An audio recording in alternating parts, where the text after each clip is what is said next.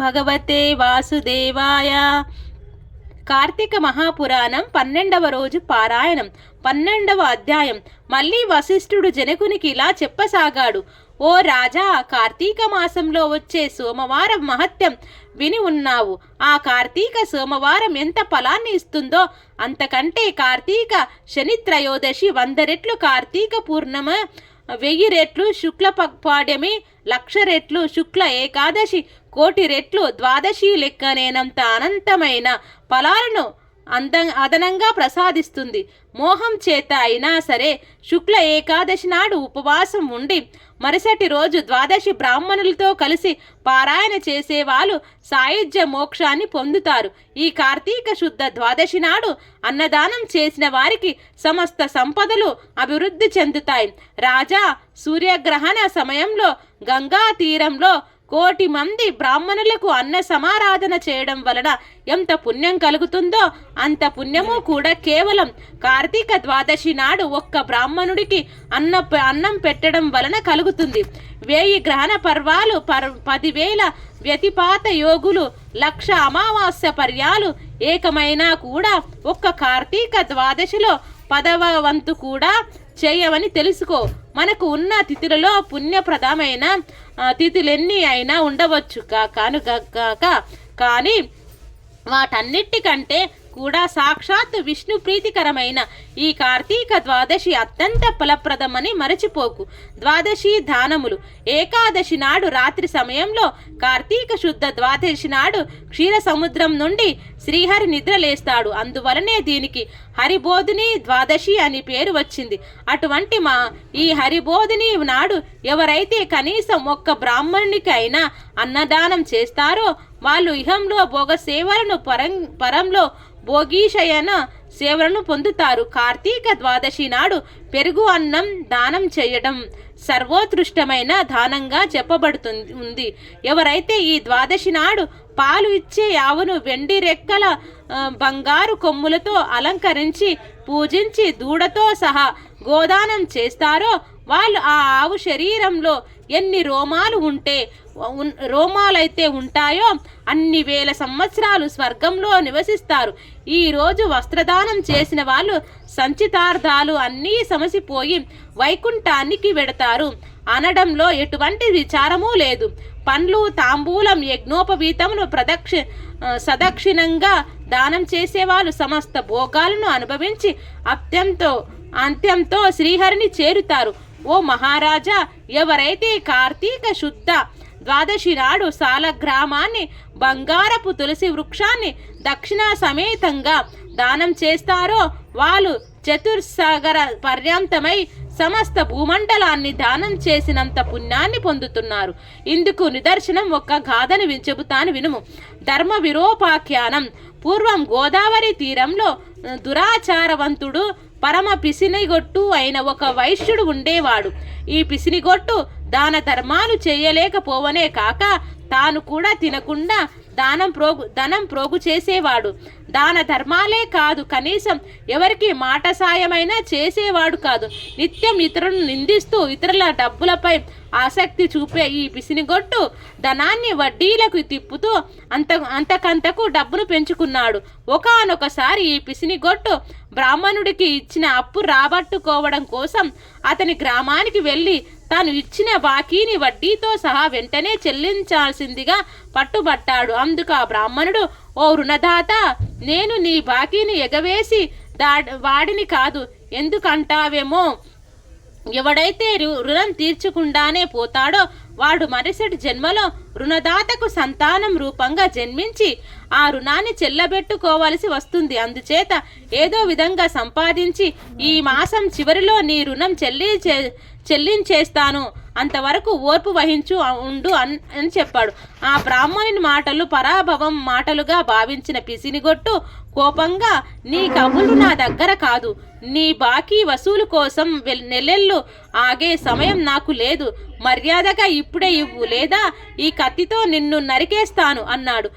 యథార్థంగానే ఆ సమయంలో దానం లేదని, అప్పటికప్పుడు తాను ఆ తప్పు తీర్చలేనని చెప్పాడు.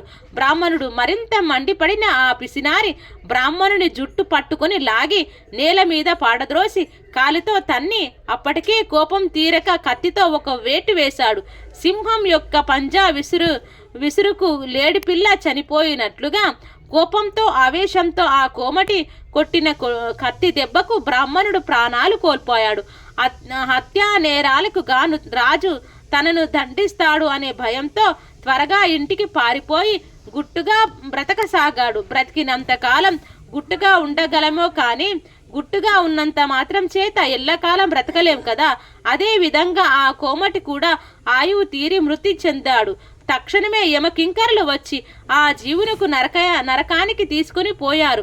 ఈ జనకం భూపతి రురువులే మృగాల చేత వాటి శృంగాల చేత పీడింప చేసి ఒకనొక యాతననే రౌరవం అంటారు. ఈ కోమటిని ఆ రౌరవం అనే నరక విభాగంలో వేసి శిక్షించవలసిందిగా ఆజ్ఞాపించాడు యమధర్మరాజు. యమకింకరులు ఆ ఆజ్ఞను అమలు చేయసాగారు. ఇక భూలోకంలో ఆ పిసినిగొట్టు వైశ్యుడి కుమారుడు ధర్మవీరుడు అనేవాడు మహాదాత, పరోపకారి అయి పిత్రార్జితమైన అఖండ ధనారాశులతో ప్రజాశ్రేయస్సు కోసం చెరువులు నూతులు త్రవ్వించి, తోటలు వేయించి, వంతెనలు కట్టించి, పేదలకు వివాహ ఉపనయనాలు వంటివి చేయిస్తూ యజ్ఞాలు యాగాదులు మొదలైనవి ఆకలితో అలమటించే వారికి తరతమా భేదం లేకుండా అన్నదానాలు చేస్తూ ధర్మాత్ముడిగా పేరు పొందాడు. ఒకానొక రోజున ధర్మవీరుడు విష్ణు పూజ చేసే సమయంలో త్రిలోక సంచారి అయిన నారద మహర్షి యమలోకం నుండి బయలుదేరి హరినామస్మరణ చేసుకుంటూ ఈ ధర్మవీరుని దగ్గరికి వచ్చాడు. ముందుకు వచ్చిన మునిరాజా నారదునికి చూసి ధర్మవీరుడు భక్తి ప్రపత్తులతో ప్రణమిల్లాడు. హర్షపానాది విధివిధ ఉపాచారాలతో నారదుని పూజించి, నారద, దేవర్హులైన మీరు ఇలా మా భూమండలానికి అందులోనూ నా గృహానికి వచ్చేయడం వలన నా జన్మ ధన్యమైంది. ఏ దివ్య ప్రభువా, నేను నీ దాసుడనే, నన్నేమి చేయమంటావో ఆజ్ఞాపించు, నువ్వేం చెబితే అది చేస్తాను అని వినయపూర్వకంగా వేడుకున్నాడు. అందుకు సంతోషించిన నారదముని చిరునవ్వు ముఖం కలవాడే, ధర్మవీరా, నీ కోసం నువ్వు ఏమీ చెయ్యనక్కర్లేదు, నీ శ్రేయస్సు కోసం చెబుతాను. ఈ మాటలని శ్రద్ధగా విను. కార్తీక ద్వాదశి శ్రీ మహావిష్ణుకు అత్యంత ప్రియమైన రోజు. ఆ రోజున చేసిన స్నాన దాన జపాదులు వాటి కార్యాలు అన్నీ కూడా విశేషమైన ఫలాన్ని ఇస్తాయి. ధర్మవీర, సూర్యుడు తులారాశిలో ఉండగా కార్తీక ద్వాదశి నాడు ప్రాతస్నానం చేసి సాలగ్రామ దానం చేసేవారు దరిద్రులు కానీ, ధనికులు కానీ, యతులు కానీ, వానప్రస్థులు కానీ, బ్రాహ్మణులు కానీ, క్షత్రియులు కానీ, వైశ్యులు కానీ, శూద్రులు, స్త్రీలే కానీ, వాళ్ళు ఎవరైనా సరే జన్మాంతరాల్లో చేసిన పాపాలను దహింపజేసుకున్న వాళ్ళే అవుతారు. మరో ముఖ్య విషయం చెబుతాను విను. నీ తండ్రి మరణించి యమలోకంలో పడరాని పోట్లు పడుతున్నాడు. అతన్ని నరకబాధ విముక్తిని సంకల్పించి నువ్వు కార్తీక ద్వాదశి నాడు సాలగ్రామ దానం చెయ్యి. నారదుడు చెప్పినది అంతా విని నవ్వేశాడు ధర్మవీరుడు. అలా అడిగాడు, నారద మునీంద్ర, నా తండ్రి పేరున గో, భూ, తిల, సువర్ణ మొదలైన దానాలు ఎన్నో చేశాను. వాటి వల్ల వెలువరించబడిన నరకయాతన కేవలం సాలగ్రామం అనే పేరు కలిగిన రాతిని దానం చేస్తే సాధ్యమవుతుందా? ఆయన ఆ సాలగ్రామం అనే రాయి ఎందుకు ఉపయోగపడుతుంది? తినడానికి పనికిరాదు, అలంకారానిక నవరత్నంలలోనిది కాదు. ఏ రకంగానూ ఎవరికీ కూడా పనికిరాని దాన్ని నేను ఎందుకు దానం చెయ్యాలి? రాతి దాతకు కీర్తి ఉండదు, ఆ దానం పట్టిన వాడికి సుఖము ఉండదు. కాబట్టి ఆ సాలగ్రామ దానం నేను చెయ్యను అన్నాడు. నారదుడు ఎంత అనునయనంగా చెప్పినా కూడా ధర్మవీరుడు తన మూర్ఖత్వాన్ని వదలనూ లేదు, సాలగ్రామ దానానికి అంగీకరించనూ లేదు. అంతటితో నారదుడు వెళ్ళిపోయాడు. మరికొంత కాలానికి ధర్మవీరుడు మరణించాడు. గౌరవనీయులు సర్వహితాత్ముడు అయిన పెద్దల మాటలు పాటించని పాపానికి సాలగ్రామం దానం చెయ్యకపోవడం వలన నరకానికి చేరుకున్నాడు. తర్వాత 3 సార్లు పులింగాను, 3 సార్లు కోతిగాను, 5 సార్లు అంబోతుగాను, 10 ఆల్రు స్త్రీగాను జన్మించి వైదవ్య పీడ పొందడం జరిగింది. మళ్ళీ 11వ జన్మలో కూడా ఒకానొక యాచకుడికి పుత్రికగా పుట్టవలసి వచ్చింది. పూర్వకర్మల వలన పెళ్లి కుమారుడు తొందరగానే మరణించడంతో ఒక్కగానొక్క కూతురిని కలిసిన వైదవ్యానికి చింతించి ఆ యాచన బ్రాహ్మణుడు జ్ఞాన దృష్టితో తన కూతురి పూర్వజన్మల పాపాలను తెలుసుకున్నాడు. ఆ విషయాలు అన్నీ ఆమెకు వివరంగా కార్తీక సోమవారం రోజున వేదోక్తంగా జన్మాంతర పాపనాశనం కోసం సాలగ్రామ దానాన్ని చేయించాడు.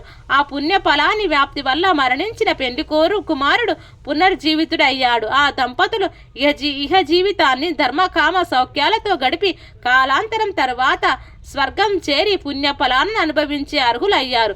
తరువాత ధర్మవీరుడు 23వ జన్మగా ఒక బ్రాహ్మణ ఇంట్లో శిశువుగా పుట్టి పూర్వజన్మలో చేసిన మహాపూర్వకమైన సాలగ్రామ దాన పుణ్య విశేషం వల్ల జ్ఞాని అయి ప్రతి సంవత్సరము ప్రయుక్త కార్తీక సోమవార పర్వదినాలలో సాలగ్రామం దానాన్ని ఆచరిస్తూ ఆ పుణ్యఫలం వల్ల రౌరవ గతుడు అయిన దానిని అతని తండ్రి కూడా నరకం నుండి విముక్తుడయ్యాడు. కాబట్టి జనక మహారాజా కార్తీక మాసంలో సాలగ్రామ దానం చేత ఎంతటి పాపునైనను సరే కార్తీక మాసంలో సాలగ్రామ దానం చేయటమే సర్వోత్తమమైన ప్రయశ్చిత్తం.